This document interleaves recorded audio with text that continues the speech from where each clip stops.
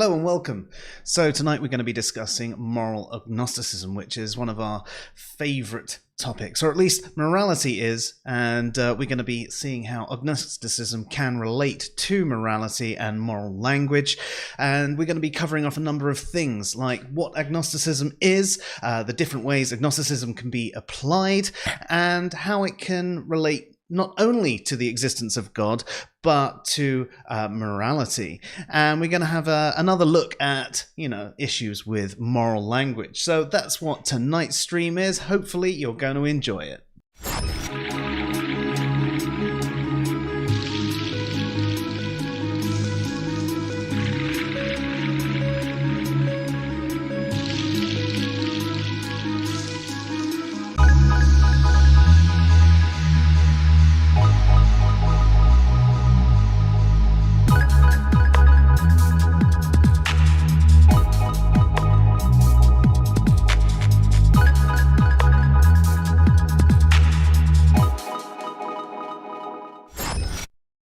Hello and welcome to the SciPhi Show. I'm Joe. And I'm Nipply McNipple. And yes, tonight, as you might have caught in the intro, we're going to be discussing moral agnosticism because we've been having a lot of chats recently about language and moral language.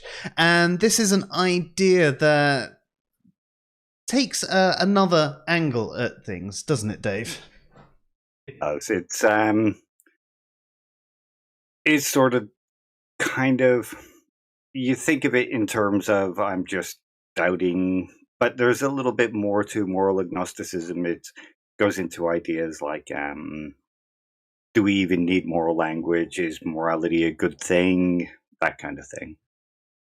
So just so people are clear, I figured that we should actually be as clear as we can be in our terminology. Now, there is a common thought on the internet that agnosticism only deals with knowledge.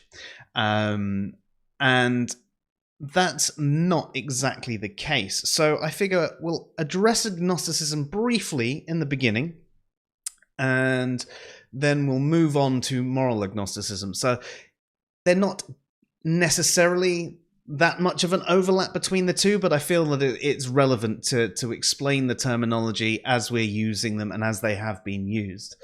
So obviously, Dave, tell us about the coining of agnosticism. Okay, the term agnosticism was originally coined by T.H. Huxley.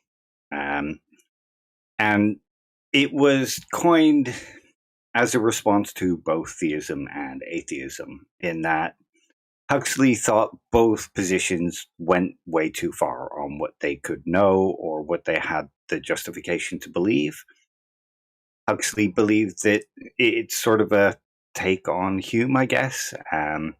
We should proportion our beliefs to the evidence. And evidence should be kind of scientific style evidence in Huxley's case. So in that sense, agnosticism is withholding any kind of judgment or belief in any kind of proposition unless it has sufficient evidence.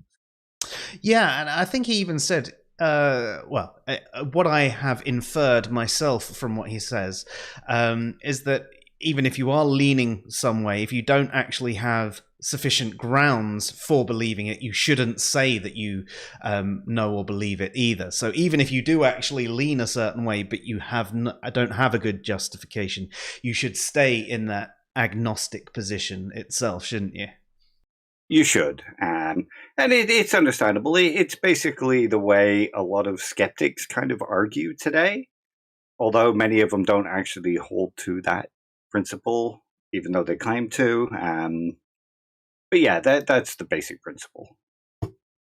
So from there, obviously the term evolved a bit throughout the years, and obviously it wasn't just used for the theological debate or anything metaphysical. It started being used for terms where people were just, greatly ignorant of it. They didn't have enough justification to accept evolution, perhaps, so they stayed agnostic on it.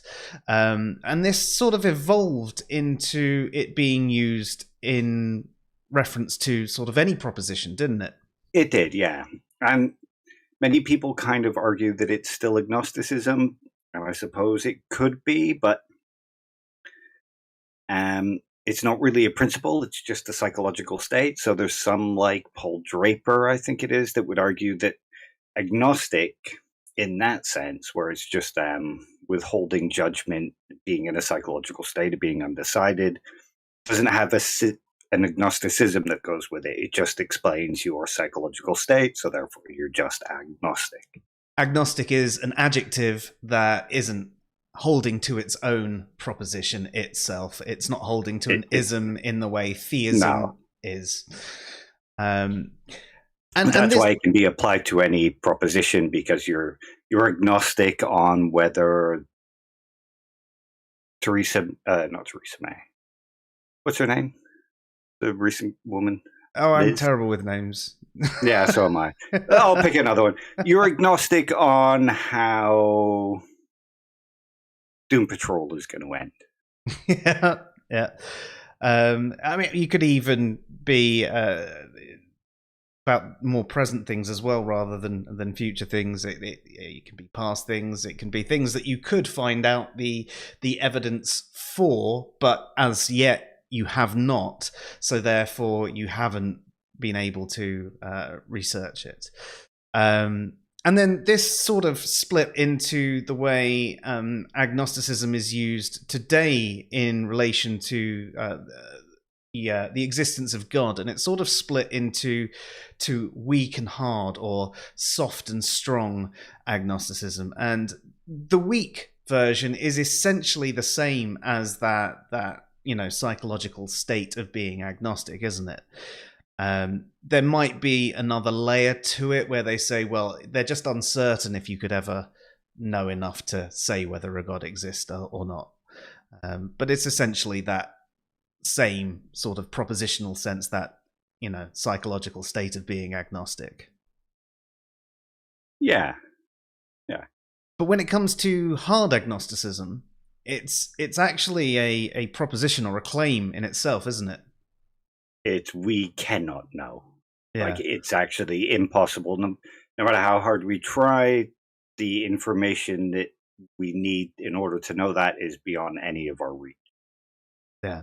So, I mean, hard agnosticism, ironically, is hard enough in itself to justify. Like, weak agnosticism is quite easy to justify, and the only real justification hard agnosticism has is weak agnosticism. So I think most people should be agnostic about the proposition of hard agnosticism. Yeah. I mean, there probably are things, like, if you think about something like, to kind of bring in tonight's topic, if you think about something like morality, it is kind of impossible to know whether there are moral facts. Yeah, at least now. Yeah, at least with the way it is, I mean, if we're talking moral facts as a fabric of the part of the universe, well, how can you actually know? Well, yeah, it's one of those things where we either will someday develop a technology that can break apart the fabric of the universe, and there might be a layer there that says morality, or there won't be. Or what is more likely to happen, that will never happen, and we will always not know. If we get that kind of technology, I'm pretty sure the first thing that somebody like America or Russia will do is tear a hole in the fabric of the earth, and so therefore it still remains impossible to know, because we'll all be dead. Most definitely. So that's just a brief overview of agnosticism, and the different ways that it is usually used. So it's not simply that without knowledge, and even if it is being used that way, the sort of knowledge isn't the same as epistemic knowledge. But we can cover that off at a later date, or there's a few articles on Answers in Reason. One to check out is Why Agnostic and Not Agnosticist, which goes into the roots of both atheism and agnosticism, and just sort of deciphers why there's an ist to the ism with atheist, but an ick to the ism with agnostic. Anyway, tonight's topic, officially begins moral agnosticism. Dave, we first were introduced to this sort of idea when we were watching a video by Hans Georg-Moeller, weren't we? Hans Georg-Moeller. Yeah, well, Yeah, I did my his best. His YouTube channel is Carefree Wandering, and he also has another one which I can't quite recall at the moment, but it's about the Tao and Confucianism and that kind of stuff. And yeah, that's where I first heard of this argument. He was discussing Sam Harris, like criticizing Harris's moral landscape. And he started talking about this, and he goes into it in further detail in another video. And I ended up buying his book and reading that. His book's called The Moral Fool, and it's downstairs at the moment, unfortunately. And there is already a link to it in the description. Look at that, Dave. Prepared for the first time in 2 years. It's a really good book, though. Definitely worth reading if you want quite a good middle ground of like anti-realism and realism. He kind of looks at both. And explains why he doesn't find any of them convincing, but he also kind of goes further. If you think of something like, you know who Thomas Nagel is? Yes. Okay. The philosopher Thomas Nagel, he's an atheist. Pretty famous one, and he makes a lot of arguments for it. But not only does he say that he doesn't believe in God, but he thinks God shouldn't exist. Not only does he think that, we shouldn't believe, but it's bad to believe, that kind of thing. And Hans Georg-Moeller argues something similar when it comes to morality, that not only should we remain in doubt because, we don't have a way to check the facts, but he thinks it would be bad for morality itself to exist. Morality itself is immoral.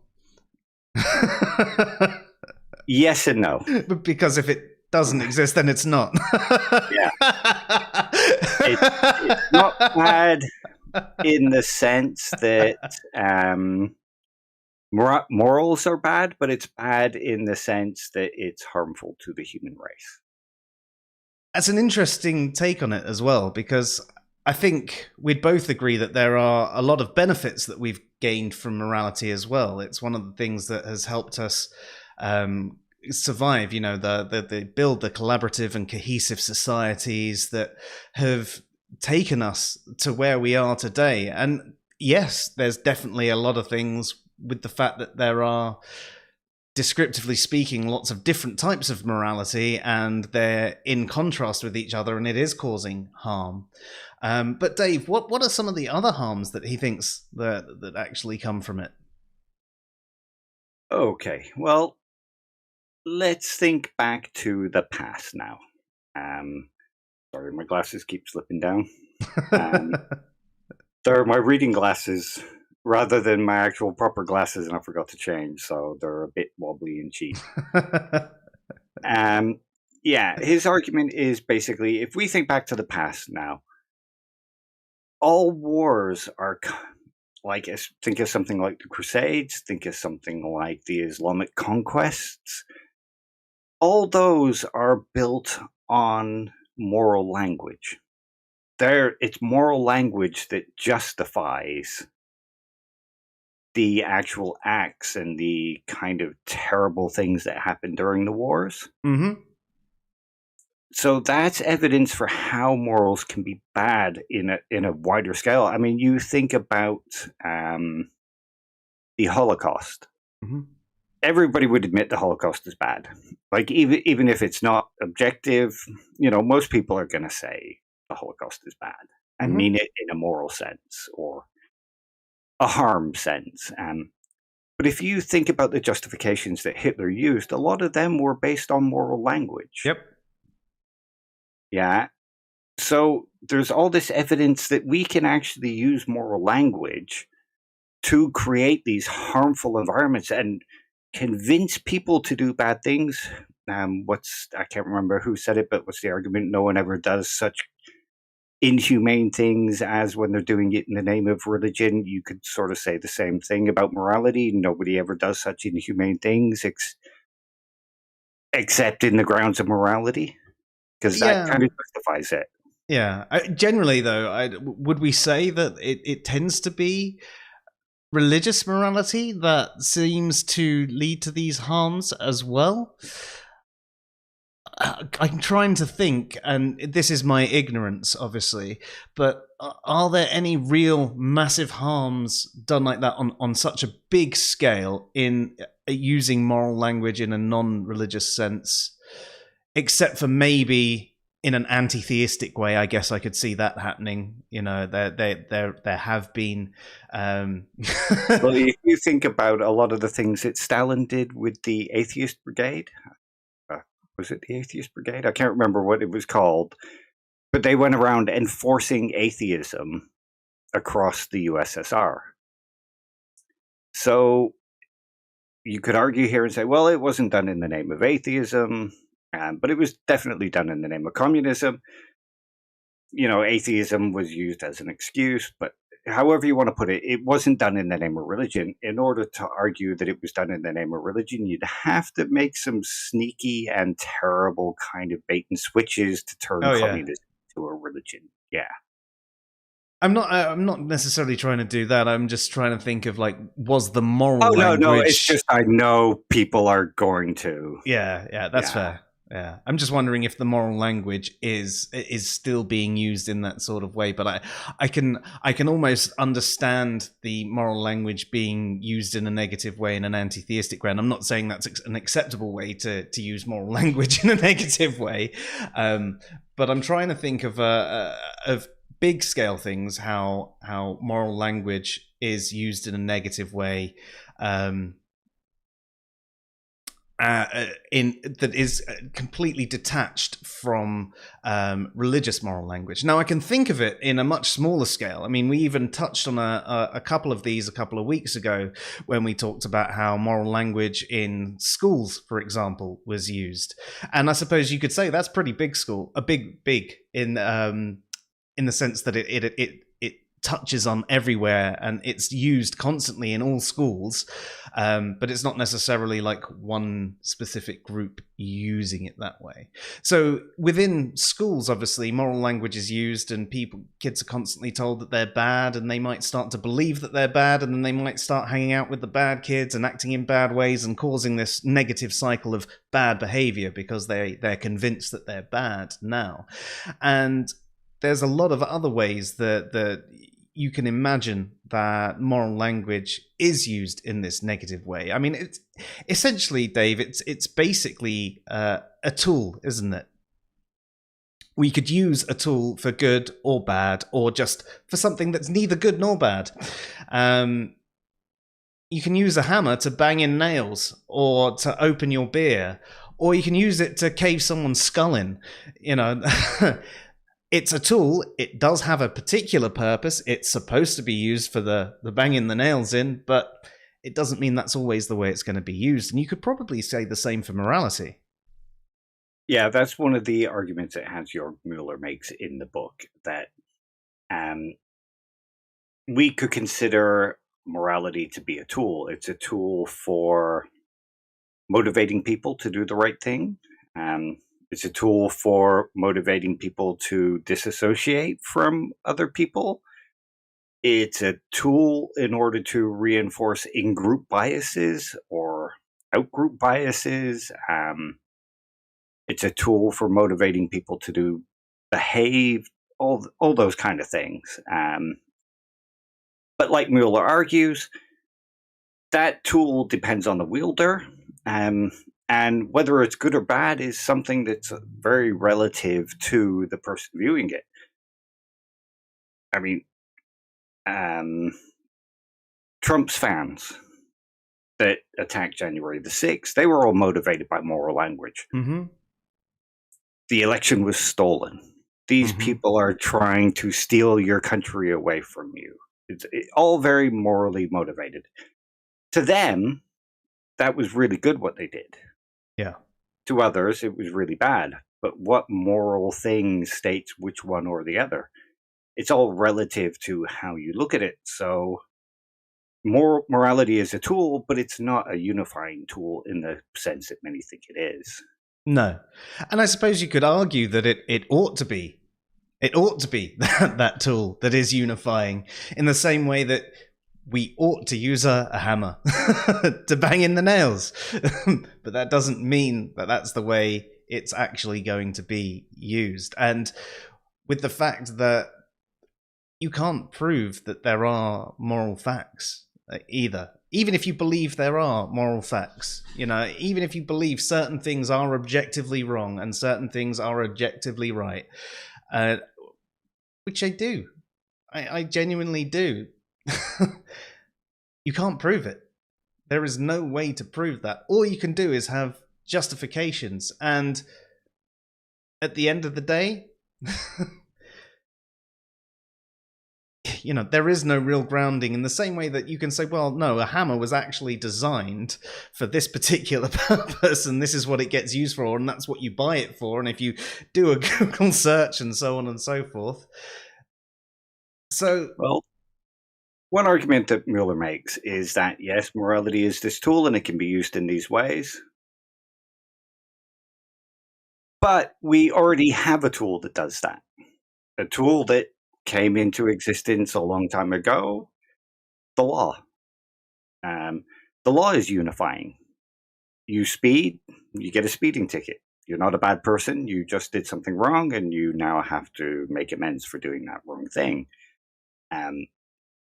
You're not punished in a moral sense, you're just punished. The law is there to make society a safer place, to keep it running. And it's based on justice and fairness, or these are the things it's supposed to be based on. Yeah, justice, I mean, fairness, equality. Yeah, we could say that there's no equitability in the law, though. Really, is there? There's a lot of problems there as well with the fact that a speeding ticket to one person is pocket change, and to another person it's 2 months' work. The laws, you could say, are sometimes things that probably shouldn't be illegal. Some of them should be illegal. Some laws may be justified or unjustified. When you think about some of those laws that are unfair and unjust, I mean, you think about something like weed. Weed is illegal. Why is that? Well, it's based on moral language. It's based a lot of it was morality. I actually have heard different things as well in different countries. There's some that it was an economical thing as well. Moral language was used because of an economical thing about hemp originally, but I've never actually looked into verifying whether that's true. It was just one of those things that went. I read a book on weed years ago that said something similar, and also it was sort of popular in Mexican culture and black culture, and therefore, the good whites. Yeah, so that, I mean, that there's a lot of problems with law, and you're right. The fact that moral language and specific forms of morality have heavily influenced law is a big part of that problem. I suppose if it was based purely on facts, right? Who is this hurting, or who is this benefiting? But most laws are either moralistic or economical in nature, and a lot of the economical ones are fought for with moral language of themselves. Yeah, I mean, you think about the Roe versus Wade thing at the moment in America. A lot of what's going on is based on moral language.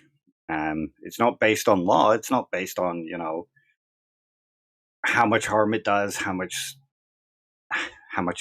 lives it saves, that kind of thing. It's not about making it safer. It's all moral language. It's you're killing a baby. Well, it's not really a baby, is it? So that moral language affects the people who then vote.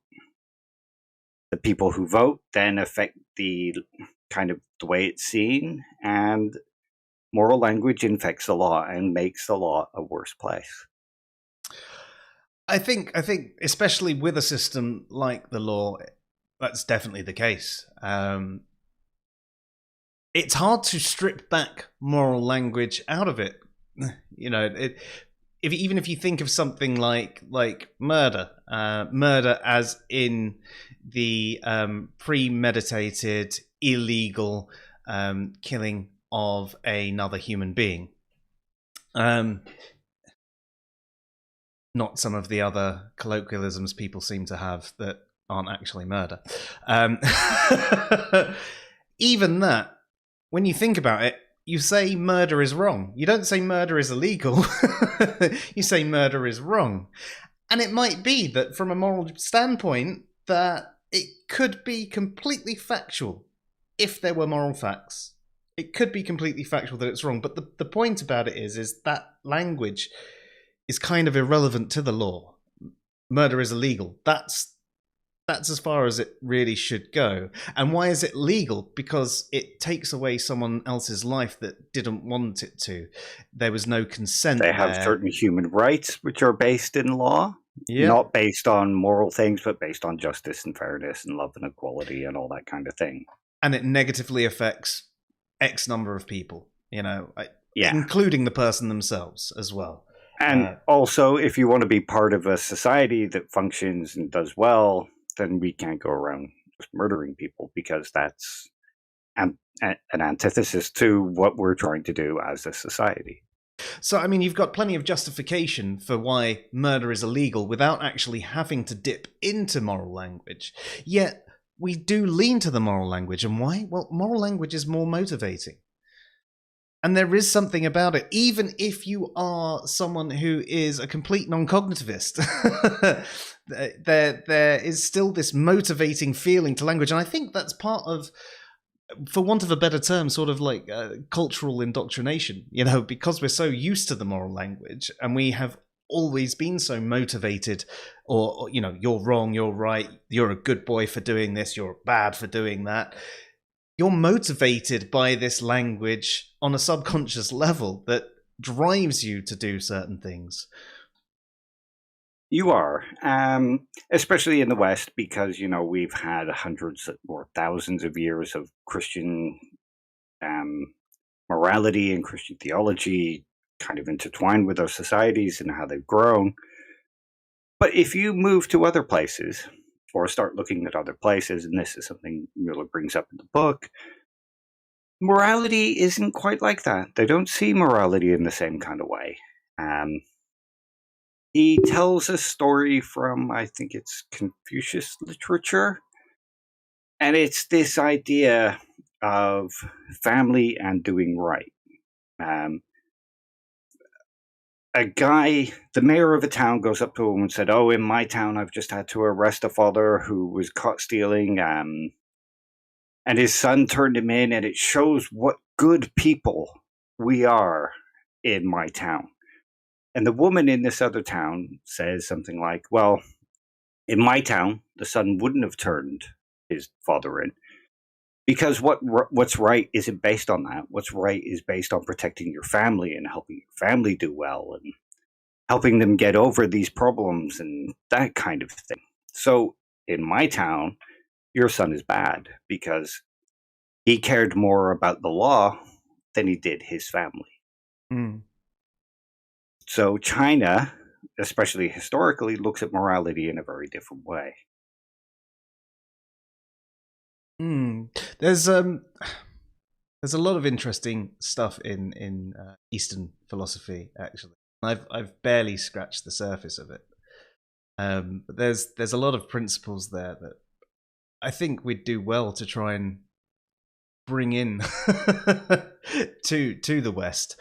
I don't know how we'd do it.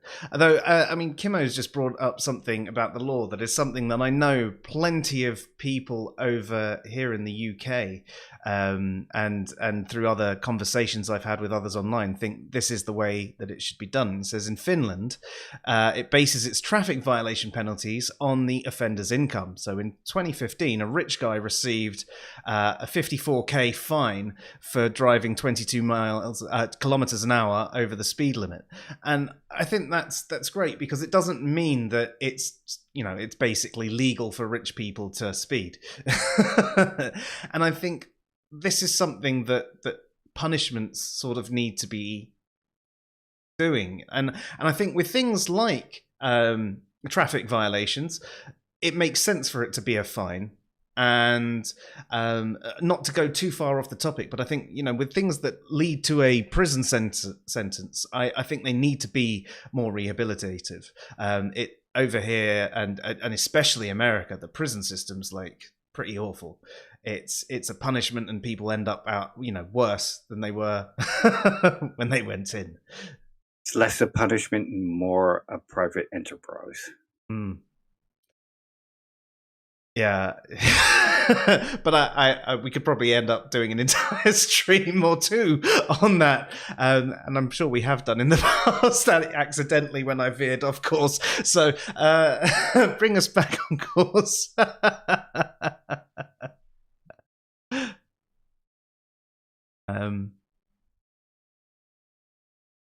So Reason to Doubt says any law punished by fine, not based on income, is a law only for the poor. Yeah, exactly.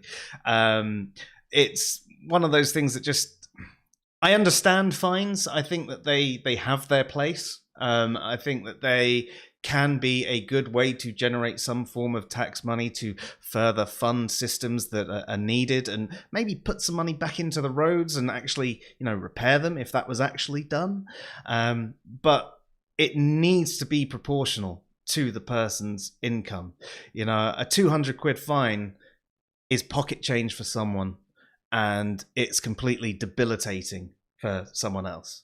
I mean, especially if you're somewhere like America, where your insurance and your medical stuff is so expensive anyway, that traffic fine could be the difference between you being able to get your medication or not for that month. So yeah, yes, Wolf. The US prison system is completely all about the Benjamins. Yeah, I mean, you turn people into a total workforce, and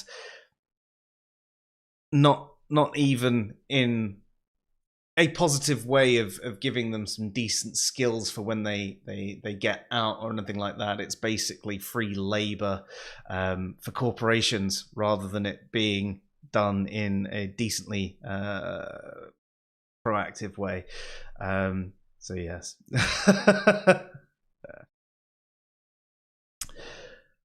So we can clearly see that there's obviously problems with the law and moral language, and there's obviously problems with moral language being in schools.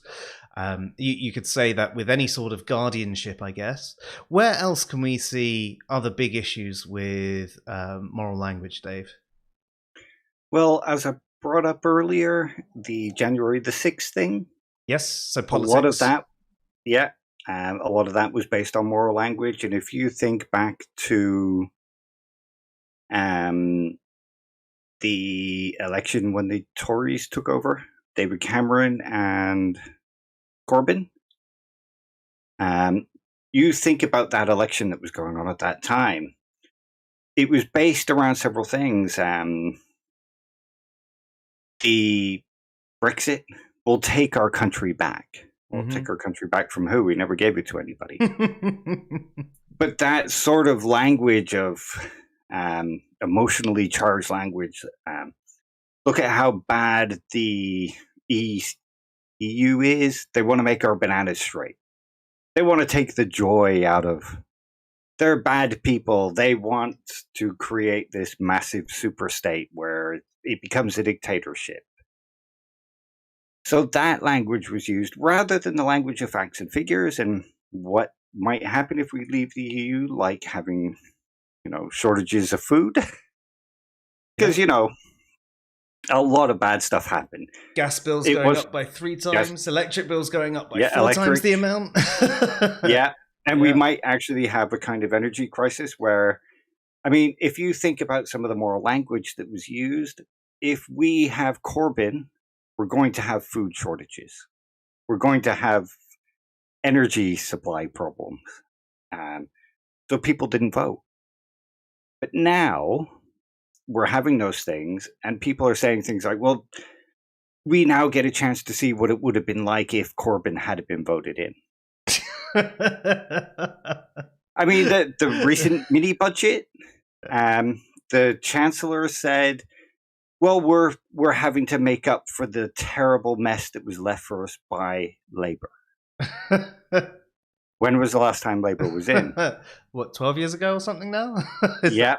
I mean, how incompetent are the Tories that every election was fought on, well, we need to make up for the problems that Labour caused. Labour becomes a boogeyman. So it's moral language. Look at this enemy, this evil entity that's going to make your life worse, all in the name of communism. Or socialism, I guess it's now. And you think about a lot of the things in the papers.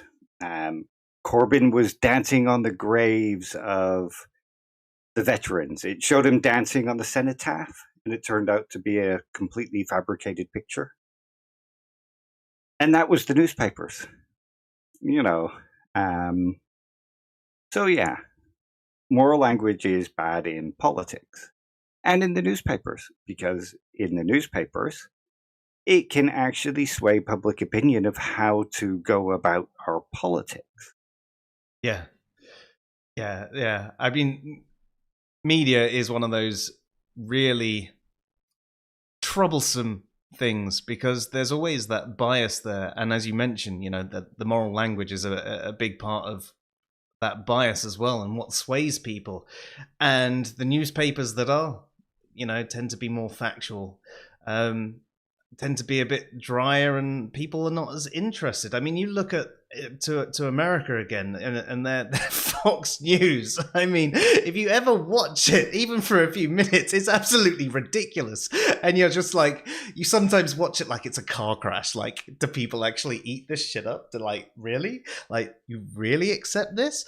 But you can also understand what gets people hooked by it, and why they're reeled into it. And part of the absurdity and the bias and the over-the-topness from it is what people actually get into, and that there is that moral language again being used by the media. So we want our press to be free, but we also want it to be factual. We want it to not have the bias. Yeah. And part of a way of removing that bias would be to be removing the moral language, rather than this person was so bad for doing this thing, they're clearly evil. This is what happened. There you go. This person is a serial killer. He killed all these people. Not this person is the most evil on the planet. Well, I'm pretty sure that, there are plenty of people that are probably more evil than him, who probably aren't even caught yet. Yeah. But yeah, that's it. It's moral language in that sense. So here's another reason why Moeller says not only should we doubt moral language, or that doubt that morality is a thing, but we should refrain from it because it's harmful in these ways. Yeah, as Wolf actually mentioned a little bit earlier on, the whole Ukraine war is being waged on moral language, being used by Putin, and actually most all wars are waged with moral language, period, which is definitely the case. Even if you're, you imagine being conscripted, it's your duty to do it. You have to do this for your country. You have it's an the obligation right thing. to You've got country, an obligation. Your family. Yeah. So from any angle, there is moral language being used there. So yeah, definitely can understand that. Kimmo says, moral jargon is frequently the hallmark of totalitarian power grabs. Yes, yeah, definitely. Again, I mean, this sort of comes back to the politics point.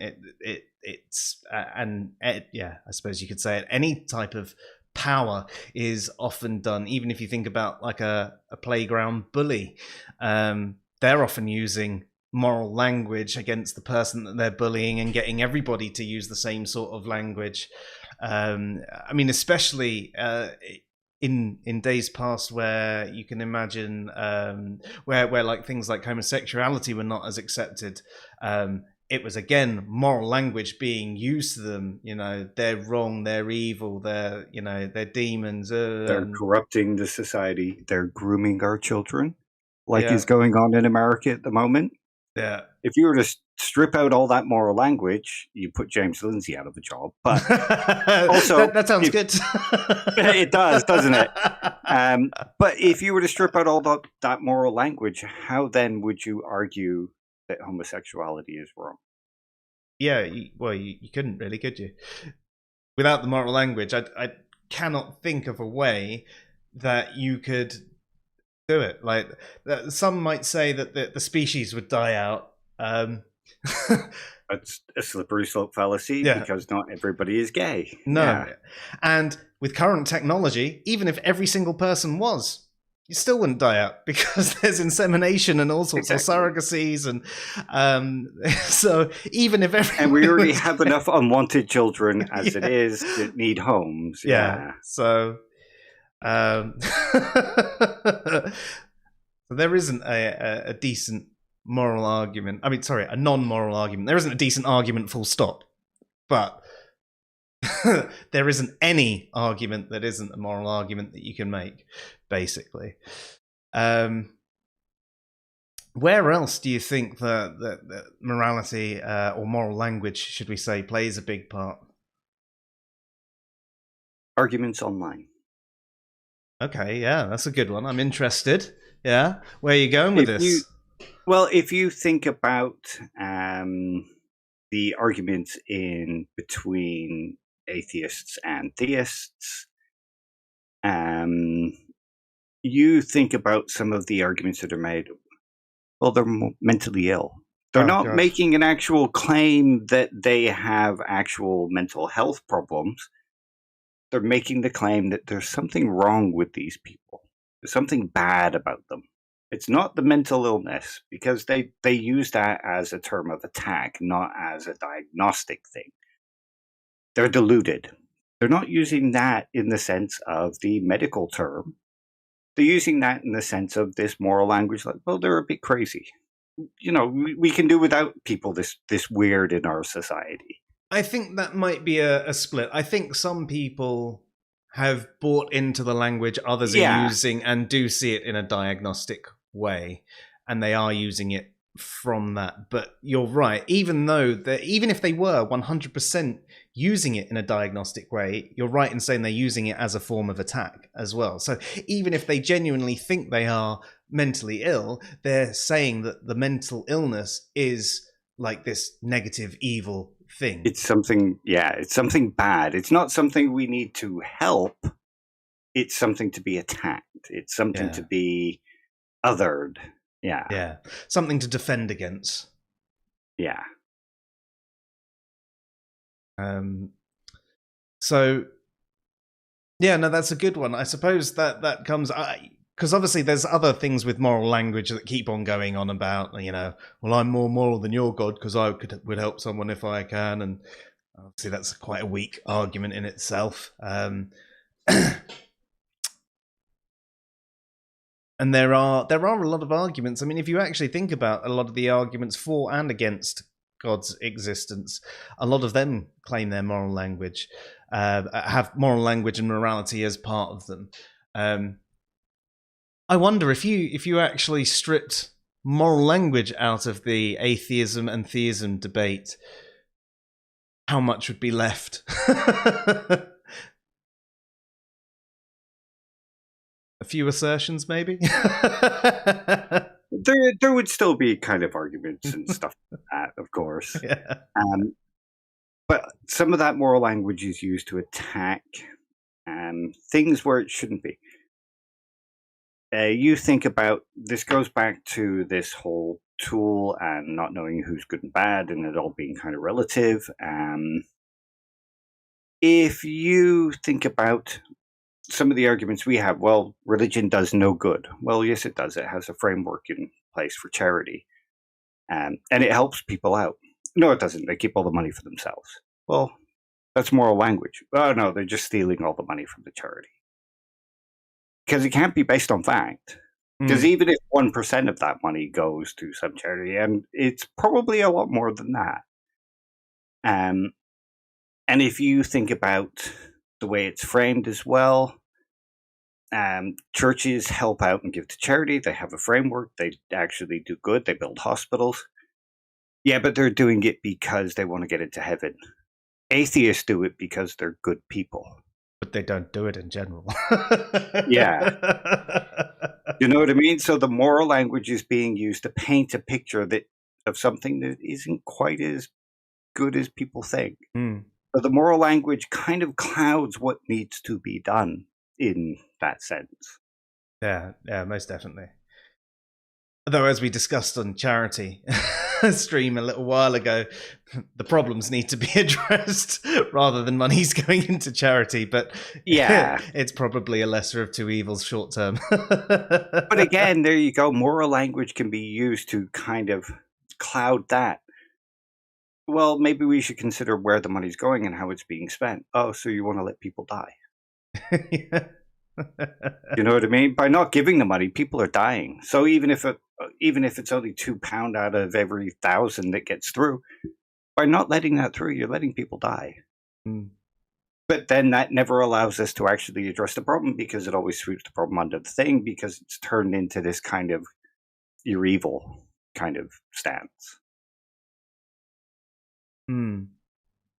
I think, especially going back to the conversations online, and any sort of conversation, I think that, as you say, the moral language definitely clouds a lot of it. It can really, it becomes, again, as you say, like the us versus them. It the tribalism intensifies. Each side thinks the other one is the evil side. They're bad. They're wrong. And you're not actually, you don't address the arguments.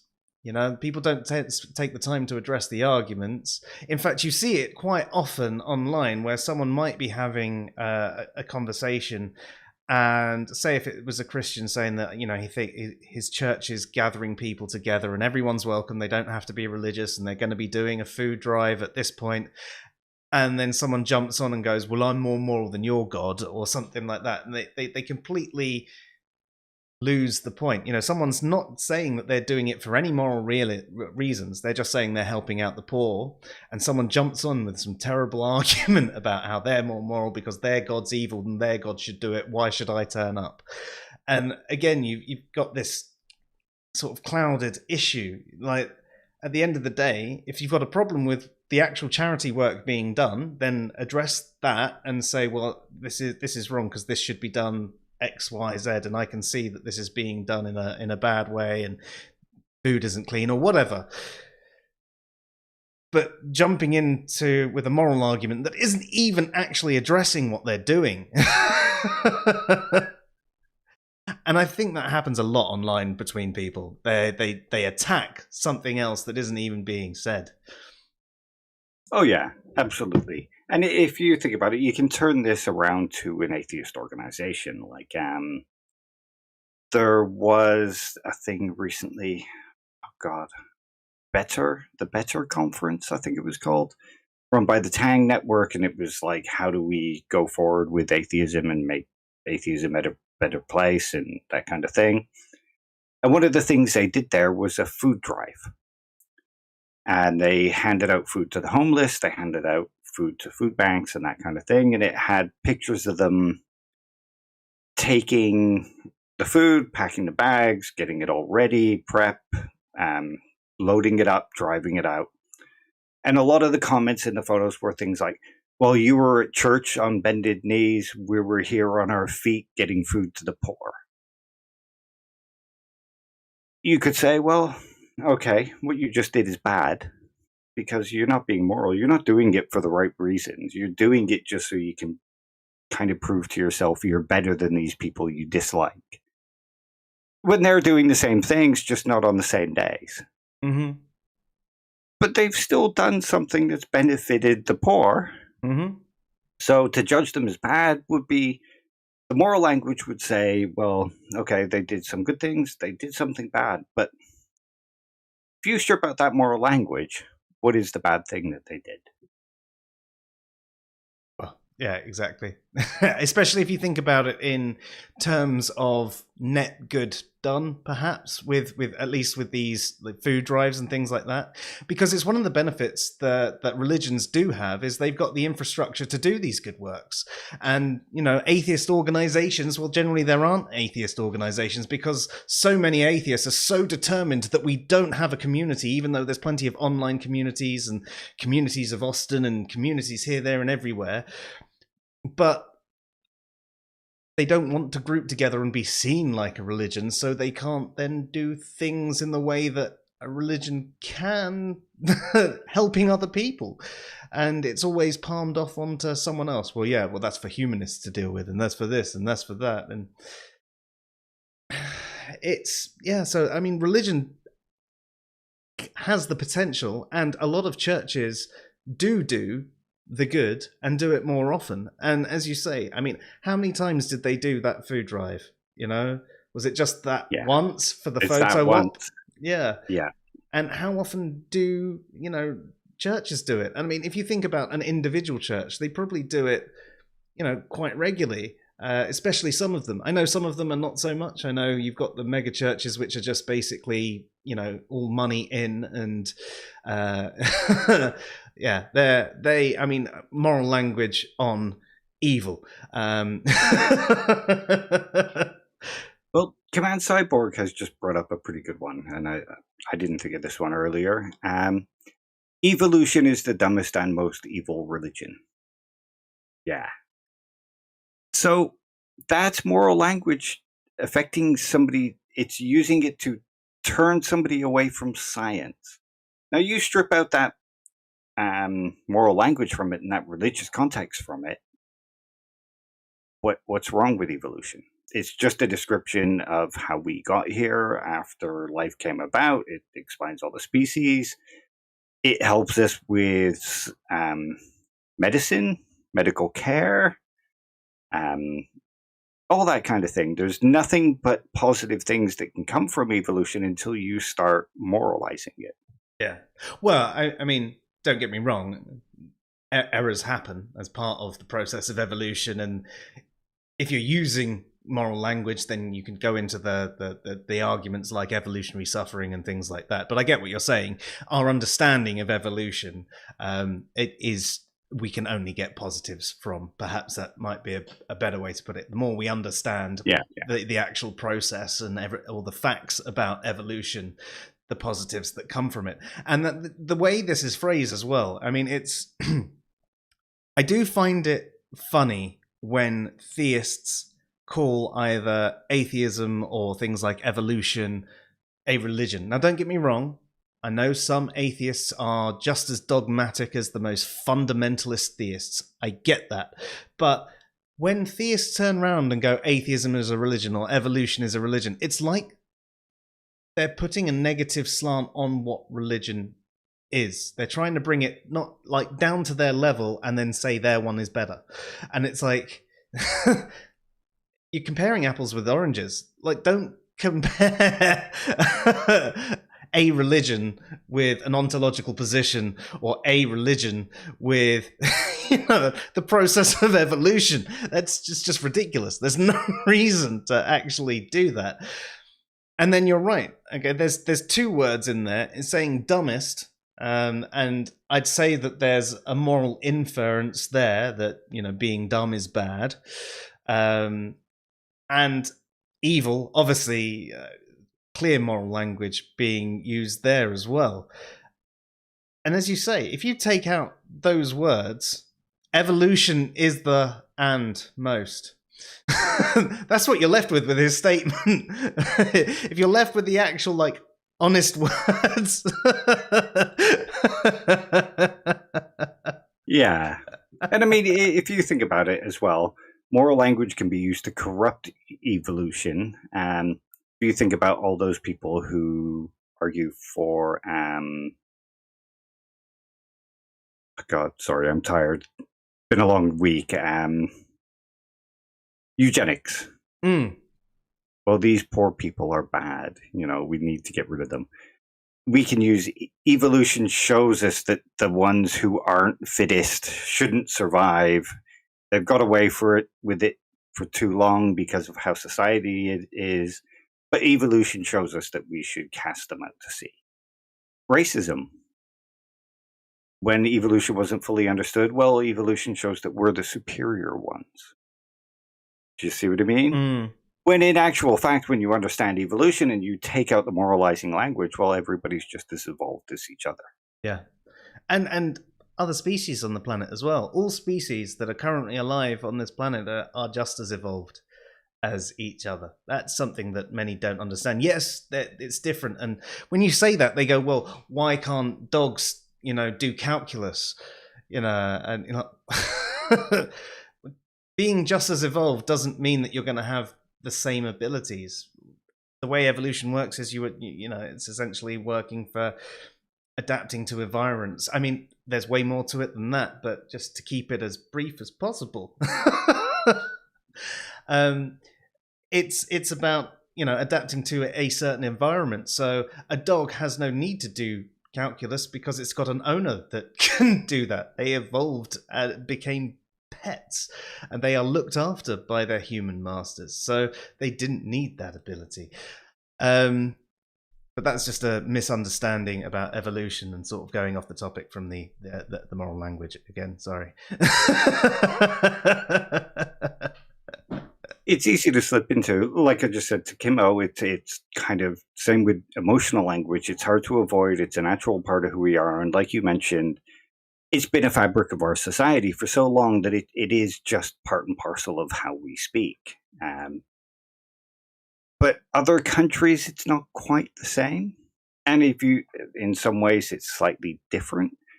You think about, say, go back into the old times of something like Japan, where honor was what morality was based around.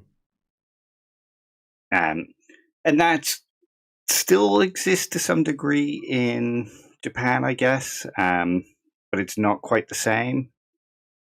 But other countries see morality as slightly different and use language slightly different. Something like Confucian didn't really care about morality as such. It cared about ritual, family, all that kind of thing. So the morality, again, the moral language, you could probably trim it down to moral language, but they're not using it in the sense that we would use moral language. I suppose you could even think that moral language is somewhat tied into something as simple as manners. Because if people do not have good manners, they're perceived in a negative way quite often. And it can sometimes even cause confusion between countries. For example, in England, if I was to ask you, Dave, if you'd like a cup of tea, I mean, generally you'd say yes, but if you didn't want one, you'd probably turn around and say no, thank you, wouldn't you? But of course, yeah, in certain parts of Germany, and I can't remember where it is, they just say no. They don't say the thank you because you haven't done the thing for them. They're just letting you know they don't want one. And whereas here it's the thank you is thank you for asking me. They don't see it necessarily that way. Now, I know in some parts of Germany they do have that in there. That's why I'm trying to remember where it is. But it's not part of the rule set of manners there. And so they can be seen in quite a negative light because they don't have the same sense of manners. And again, this moral language comes up. And again, I suppose it causes another sort of confusion around it because at the end of the day, whether someone does or does not have good manners doesn't really say anything about any qualities that should really be tied into morality, even if morality is a real thing. Like, yes, it's nice to say your please and thank yous and things like that, and I think it's something we should do. And holding a door open, someone helping, okay, maybe some manners can be tied into moral actions. But in general, it's something that, the two are different things. Again, it's something else that the moral language and the moral attitude probably should be stripped out of. Oh yeah, absolutely. And you bring up a good point in that morals and manners, and there's a sort of similarity, but slightly different because manners are more pliable and different. But if you think about somewhere where moral language might come into effect, ethics of mental health, ethics of psychological treatment, medical ethics. Now, that's a place where moral language exists, but it seems to do some good. We can say, well, yeah, we really shouldn't be experimenting on people without their consent. We shouldn't be psychologically torturing people to find out what they will do in a stressful situation. That kind of thing. I thought that's what our streams were. Yeah, it is, basically. People come here for punishment. Just call me Pinhead, We don't have many sites to show you, but we'll sure torture you. But yeah, if you think about something like that, but you could take out that word ethics and just put laws of practicing psychology, and it wouldn't make much of a difference, and you would be speaking about the same thing. So why not just replace that moral language with language to do with guidelines, laws, and how you have to behave if you want to practice these things in whatever country? Well, yeah, I mean, you have your contract that you have to sign, that you have your behaviors that you have to demonstrate when you're working, and there isn't the moral language there, So, I mean, as you say, why does it have to be there within the medical sort of world and other places? And yeah, business ethics. I can understand why they are addressing it this way, because it's more motivating and it's more easily understandable and it reaches the cultures better. And I think in the terms of things like business and medicine and things like that, it definitely does more good than harm. There might be a few cases where there is some ethics in place that actually, on occasion, might be a bit more harmful, especially if you think about certain things like assisted suicide, maybe. I mean, I know that's a heavily debated topic, but you can think about where doctors aren't allowed to do that in most countries. It's illegal to do that and considered wrong, morally bad, okay? But you're right that it doesn't necessarily need to be there. But I do think in those circumstances, it is probably more beneficial than, say, the other ones that we've brought up tonight, where it's definitely should be stripped out of things, like the law, like politics, like schools, like guardianship, war, so on and so forth. Sorry, my PC's having a bit of a fit at the moment. I'll quickly have a look at the comments. So Wolf says, that's a great point about manners. Manners are somewhat equal to morals to many people in many areas, but the difference is manners are more forgivable than morals. Yeah, I'd say so. Again, because manners aren't necessarily, figuratively speaking, beaten into you the way that morals are. I mean, to be fair, that might not always be a figurative thing for some people either.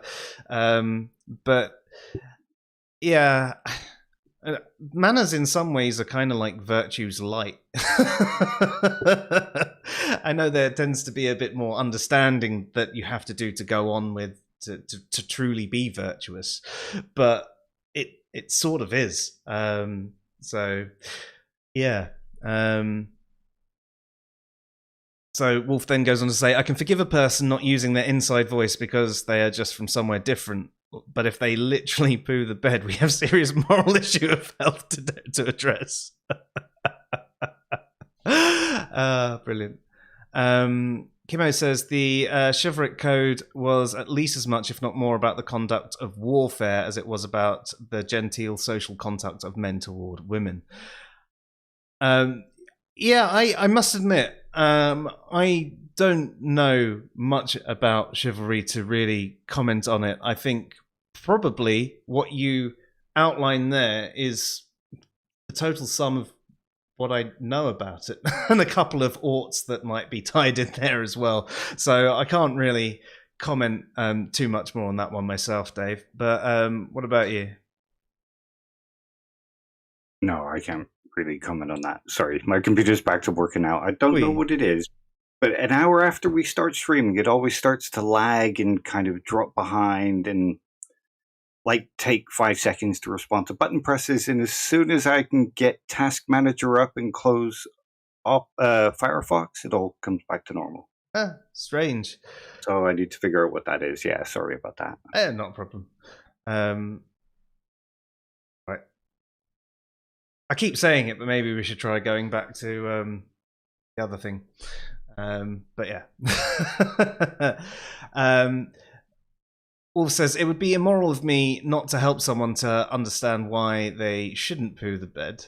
That makes it moral to me. Maybe that's a factor. Personal responsibility. I mean, that is one of the ideas about morality. Yeah, yes. It's just the kind of things that we favor. Yeah. Yeah. And also, another part of morality. I mean, there's the intent and the knowledge. If you've got no knowledge of what you're doing is immoral for any reason, and you have no way to reason that, you don't know anything about germs or the disgustingness, and maybe you actually really love poo and you think everybody loves poo. Maybe you think you're doing something that you would like as well, but well, I know what your Pornhub searches are like.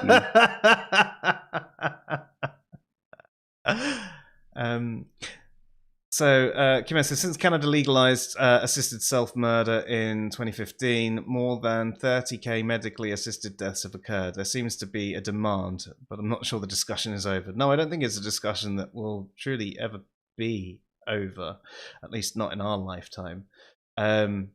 It's a tough one. It's definitely a tough one, but I think there's definitely certain circumstances where it should be no question.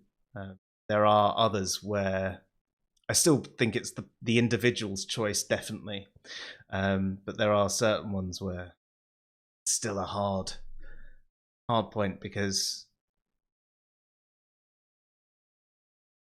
if there's a way to come back and for things to get better, and that's the hard bit. That if that person wants to die but there are so many ways it could be better and things would be better for them, and I think that they're the sort of cases that I think the discussion will never be over on. Lone Wolf points out the use of the term murder here is specifically moral language. Yeah. It's interesting as well. The other side of it is you say legalize self-murder. Murder itself is... I think he's choosing self-murder because of some of YouTube's disdain for the S word. Oh, really? Yeah. Have we already said it, though? Probably. Yeah. But yes. Yeah, like Kimo says there. So, and that's interesting. Well, thank you so much for thinking about us and the YouTube algorithm. But the YouTube algorithm already hates us, so it probably doesn't really matter. The only thing that YouTube seems to really like is when we post a short of silly faces.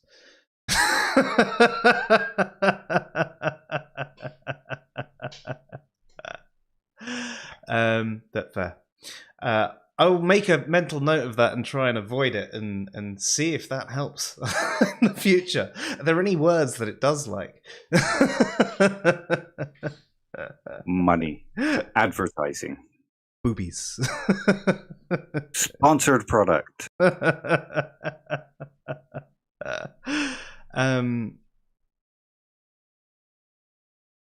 And Cyborg says there's also sometimes a thin line what can be seen as humanistic care and the old eugenics-ish stuff. Yeah. There's always going to be those sorts of on-the-line things that are going to be sort of really hard to discern. So, yes. So, Wolf, it is moral language, fair. So YouTube itself doesn't necessarily like moral language. So no wonder all of our streams on morality get no views.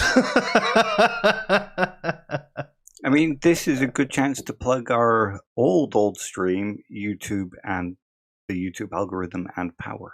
Oh, yeah. Do you know what? I'm surprised that got any views at all, because we actually mentioned YouTube and the things that they did. Yeah, and the power they have to sway conversations and make, the kind of choice they choose for us what we're allowed to speak. I'm going to see if I can quickly dig out a link to that one. But Dave, were there any other areas that you can see moral language infecting in a big way? In a negative way, or even other ways it influences things in a mostly positive light, because we don't have to always address the negative. Well, yeah, that's a good point. I think moral language can be used in a positive way too. Like you said, it can be slightly more motivating. If you think about it in terms of business ethics, well, if you want to be a good guy in business, not a good businessman, but a good person in business, or a good woman, or, good businesswoman, then you should be giving to charity. You ought to give to charity. You ought to make the world a better place. And it seems like creating a law that forces big businessmen to give to charity, you can do it for tax. But if you were to make a law that said you must give it such and such to charity, that would probably cause something like a bit of a revolt. So motivating using that moral language can be better. Yeah, that makes sense. And same with using moral language in medical ethics. Yeah, you don't want to see them as just a flesh machine. You want those people to see them as other human beings, because otherwise you end up with, like Nazi Germany and Auschwitz. Yes. Yeah, I mean, we did mention that sort of within the business world and within in medicine that, whilst it may not be needed, we can see the positives that the moral language has for a number of reasons. And, then the flip side, there are a lot of cases where it really doesn't. I'm thinking as well, advertising. That's somewhere else it should be probably stripped out of. Yeah, absolutely. Because a lot of that is playing on fears and emotional language and like morality. Oh, you want to be a good person? Wear this deodorant, not that deodorant. Yeah. I mean, you even see it about things like from a fitness perspective. That's always, not always, but generally it's done in a way that I mean, I care a lot about fitness, but it's done in such a way to a lot of people that gives them, such a bad self-image, some serious anxiety. They're told that they're bad for looking the way they look and things like that, rather than, well, do you know what? These are the benefits. If you're having these sorts of problems, then this can help you. But if you're not interested, cool, up to you. It's your body, it's your life. And that's the way it should be. But there is all this moral language thrown in there, and emotional language, and, again, it's all teardowns of people. I mean, if you think of it in this sense, there's you bringing up the exercise and fitness and stuff. There is a lot of that going on at the moment. if you don't look after yourself, you're obese, you're a drain on the NHS, you're making the NHS a worse place, you're making it harder for children with cancer to get treatment. And it's not done because they care about the people's health, but because they care about the budget. Yeah. Yeah, there's the reasons behind it as well, isn't there? That generally, well, I mean, if you take out that moral idea, though, yes, I mean, I'm a good example. You know, should be taking better care of yourself. You shouldn't be a drain on the thing if you can help it. You know, not everybody can help it. Do you know what? I think even the term obese itself has a moral connotations. Yeah, you're lazy. You're yeah. fat. You don't, yeah. Yeah. And the thing is, I mean, I work out a lot. I am, according to my BMI, I'm obese. Like, I'm definitely, because of all the stuff that's going on at the moment. Yeah, exactly. Yeah, you can't physically exercise. Yeah. And I'm now 16 and a half stone. Oh, that's not too bad. Which is the heaviest I've ever been. Well, it'd be fun for tobogganing. Yeah, no, I remember when I was like 15 stone, but like Kung Fu 15 stone. And I went on a toboggan down a hill near my parents, and I hit a bump at the bottom, and I actually launched about 25 feet through the air. Yeah, it was great fun. Yeah, but the landing. Oh, no, it was amazing. Oh, was just it? Hit the ground and roll. Yeah. I half imagined it to just like crack on the ground.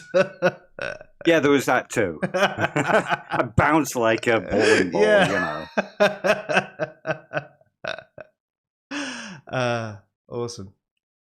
But here's another place where moral language is bad and can kind of infect people. It can kind of motivate people, I guess, but it's mostly used in a harmful way. Unemployment. Oh yeah, God yeah. And this goes back to the obese thing. Well, you're just lazy. You don't want to work. You're a drain. Regardless of the fact that, you know, generally in a society, there isn't enough jobs for everybody. And it gets worse as, you know, society expands. And it's even worse after the pandemic now because lots of places have shut down. I mean, in some places, there's 400 people going for one job, and that's just a newsagent job. Mm-hmm. So if they use moral language to portray them as bad people, everybody starts thinking of them as bad people and starts blaming them for their own predicament when it's actually a fault within the society. Mm. Yeah, no, most definitely. And you think, I mean, yes, there are a small percentage of people who might be the benefit scam, you know, but it is actually... Yeah, it's something like 3% of people. Yeah, it's ridiculous. Like, ridiculously small, should I say. That, you know... their cost versus the need. And, you know, I mean, even people who are working still need, but the cost of those who are genuinely scamming versus the attitude given to everybody who is unemployed, who is on unemployment, who is looking for a job. You know, I've been at stages in my life where I've had to be on unemployment, and you feel dirty and wrong walking into that room and signing your name on a bit of paper and have you been looking for jobs and having to justify everywhere that you've been looking and I've applied to this place and you know, and I've also emailed these 10 places and I've gone into this, and you have to like sell what you've been doing every couple of weeks just for a pittance that about a quarter of it will go on your travel to and from that bloody office. And all the kind of courses they send you on that are designed only to take your money off you. Yeah. So yeah, you're right. I think this comes back to our bit that we were saying about the attitudes towards the poor in general, or the way a lot of the laws that are based on fines aren't proportional. Again, it only affects the poor in a negative way. And not even the poor, like the non-rich, because at the moment, especially in the UK, people can be on decent wages and still be poor because of how much everything is costing and all the outgoings and everything like that. But yeah. And now there's another question to be asked here. Like, we've gone through all these things and we've shown that it can be quite harmful sometimes and can cause problems. Could it be considered a form of violence? A form, like an actual form of harm? Are you actually attacking those outsiders using that language and creating a more detrimental society for them? If I was to put my Martain hat on, I'd probably say yes. Yeah, because you're going out of your way to use language that makes their life harder, more miserable. I mean, you think about like you said, with the poor and you're going out of your way to make it so that people hate them and are angry at them. And what happens to people when people are angry at them? They get punished. Yes. Yeah. And it can lead to physical violence. I think the thing is, sometimes it's hard to separate the idea of violence from just being physical violence. Because when I hear violence, that's what you comes think up. of somebody being punched in the face. Yeah, exactly. But I understand. That's why I say when I put my Martain hat on, yes, I can definitely see. Yeah. I mean, is a father psychologically torturing their son so much that the kid's afraid to go out? Violence? Yeah. Yes. He's not hit him. Yeah. But he's been violent. Done something way worse than hitting him. He's harmed them. Yeah. Yeah, way worse. Yeah, and I suppose moral language used in a way that is playing on psychology. It's a form of psychological abuse in certain circumstances. I don't think it's always used that way. We have discussed how it can be used in a beneficial way, and I do think that if everybody was on the same page morally, then maybe it wouldn't be so much of an issue as well. But I definitely think that, the way moral language is used by a lot of people everywhere could be considered a form of violence. Yeah. Hadn't thought about it. It certainly was in Nazi Germany. Yes.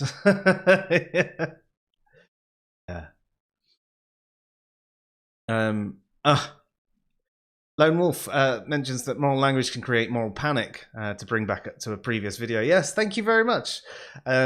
Hopefully I remember to edit this one and put all those in. So moral panic was one that Dave and I did a little while ago.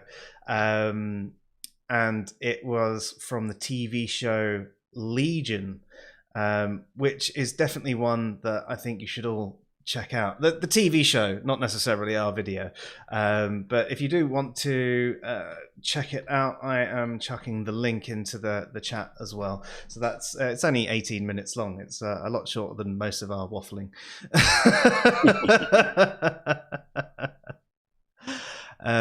But yeah, okay.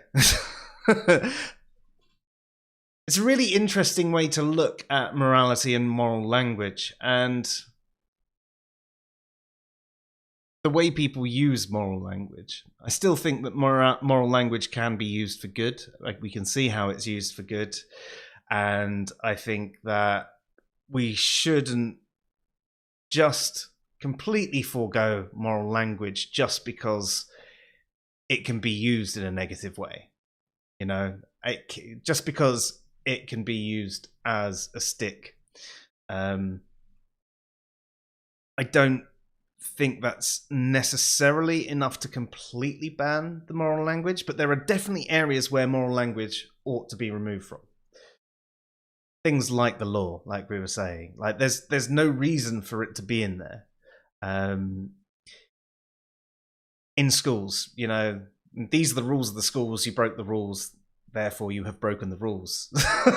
This is your punishment for breaking the rules. That's all you need. You don't need to tell them they're a bad child and so on and so forth.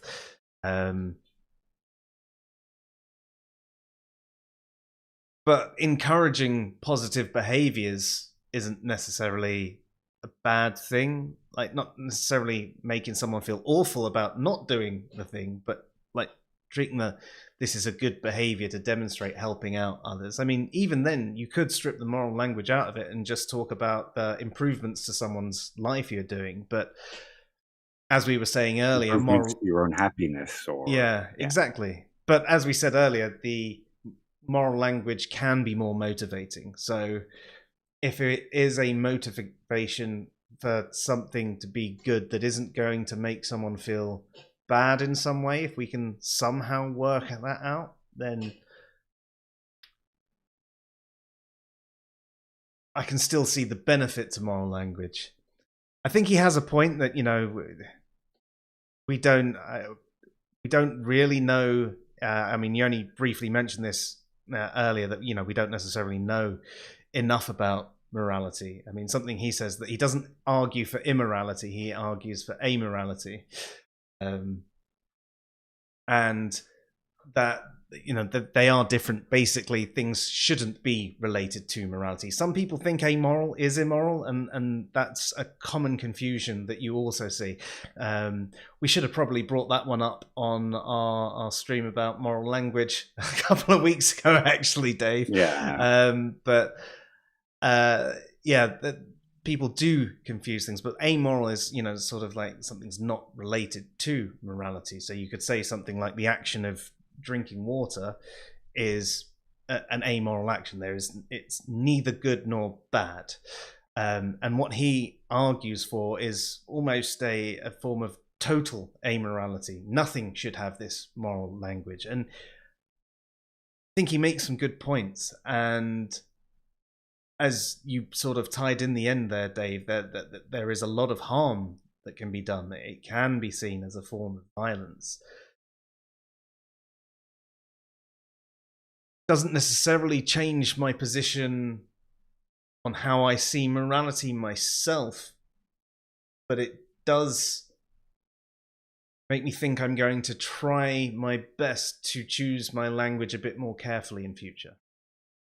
As I always try to do with my kids already, I do try and avoid the moral language with them, because I know how much it affected me as a kid, but I never really thought to apply it on a larger scale.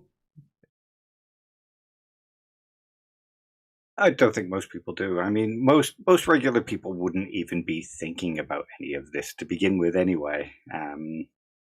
Most people, when they use terms like good or bad, they're not really thinking about which version of it they're using. They're not, when they say giving to charity is good, they might not necessarily be speaking of it in moral language. So I think untangling moral language is even more difficult, because words are like that in the English language. Good can mean something moral, but it can also just mean something valuable, or something positive. That film is good. Well, that just means I enjoyed it. It doesn't mean I think it was of outstanding moral character. So moral language is even harder to unpick and unpack. And if we were to take it to the average person, they'd be like, what the fuck are you even talking about anyway? Yeah, that's true. I also think that perhaps when the average person says something like, you know, giving to charity is good, if they are speaking from a moral perspective, they're probably, unless they have a religious background, they're probably thinking about it in terms of maybe like an expressive or emotivist or prescriptivist sort of thing. You know, like more like a utilitarian. Yeah. That sort of thing. They're either talking about that maximizing of well-being, or they're talking about, you know, this is what I think you should be doing, or this is what I feel you should be doing, or this is what feels right to me. So it should feel right to you. Yeah. That's why moral discussions are very hard to have, except among idiots like us. Yeah, you spend way too much time going over crap. Brilliant. Well, that was really interesting. Folks, are there any final questions or anything like that before we close off tonight? Just trying to scan down the comments just before we go. So yeah, Lone Wolf says agents must apply moral understanding, which is something I agree. Like for anyone to be moral, they have to have a moral understanding. So by the same token, if they have no moral understanding, they can't necessarily be immoral.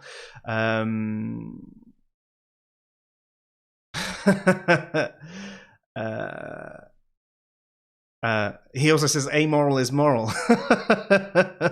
And then he goes on to clarify that being amoral is more moral than being moral. To an extent, you could actually make that argument, and we think that's sort of the point, from the harm that can be done by people who are acting in a moralistic way and using moral language to further the point. They are committing a form of violence at times, and therefore if they were being amoral, or at least amoral in their language, they would be being more moral.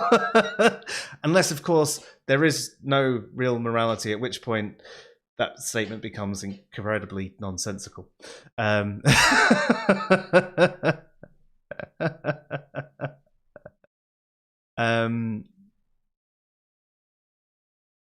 Kimo says, I don't think I can see moral rhetoric seeping into chemistry.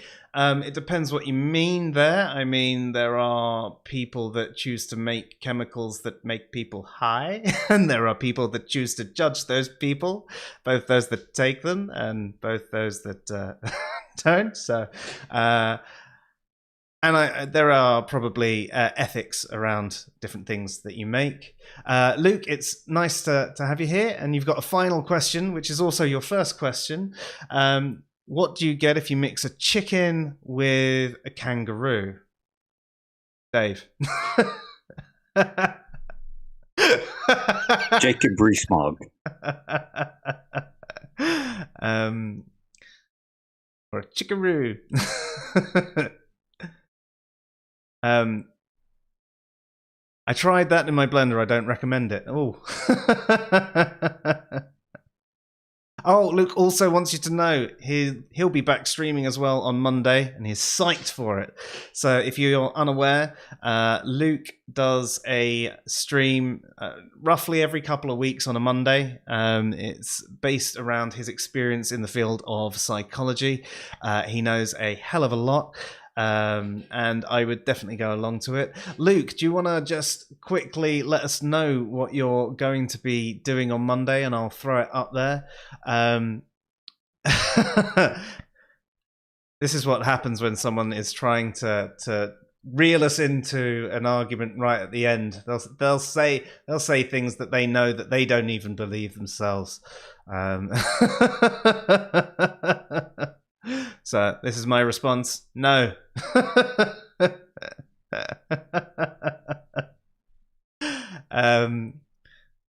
But babies are rocks. I mean, they have roughly the same cognitive abilities as rocks.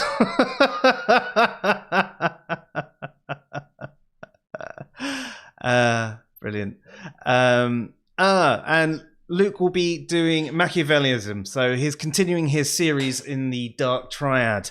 So if you haven't watched that so far, he's done part 1 and 2 already. If you go to the Answers and Reason page, it's under the playlists of Psyched.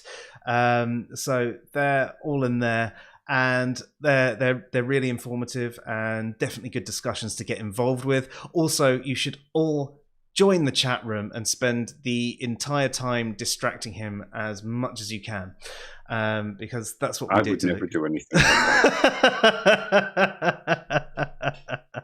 So that's probably going to be around 7 p.m. GMT, or about 7:30 by the time he gets things working. Like having to go up to the shop to buy a new mouse.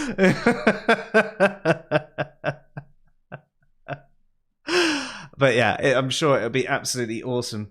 And we're supposed to be doing something on Thursday, but I've forgotten what it was because I got distracted. Also, next week, is it next week or the week after next? I think it's the week after next, isn't it? Thursday. Oh no, it's next week on the 13th. We've got Reason to Doubt joining us, so we'll be having a conversation with them. So even though I can't tell you what's happening this Thursday, I can tell you what's happening next Thursday. So next week, there's at least 2 good shows for you to look forward to on our stream. But guys, I haven't got anything else to add tonight. Do you, Dave? Nope. That was a very fun conversation. Thank you. It was. No, thank you as well. It's given me a lot to think about.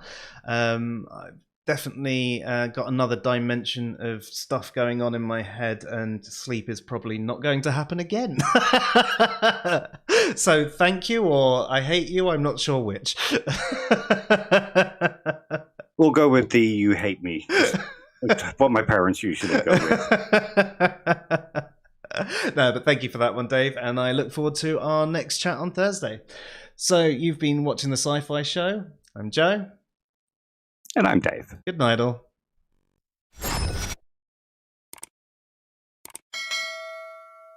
And if you haven't checked it out already, make sure you check out our stream that we did a couple of weeks ago on moral language. It goes into some other issues that you have and some confusions people have around different moral terminology. Once again, thank you all. Have yourselves a good night.